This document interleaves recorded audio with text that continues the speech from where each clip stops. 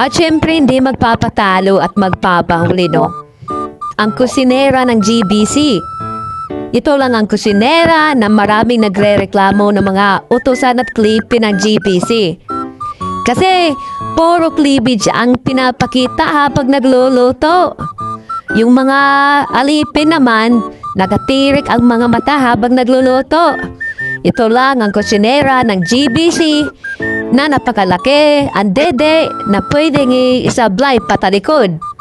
Ang nag-iisang biya ng GBC family. Ito lang ang pinakamagandang kusinera ng GBC family.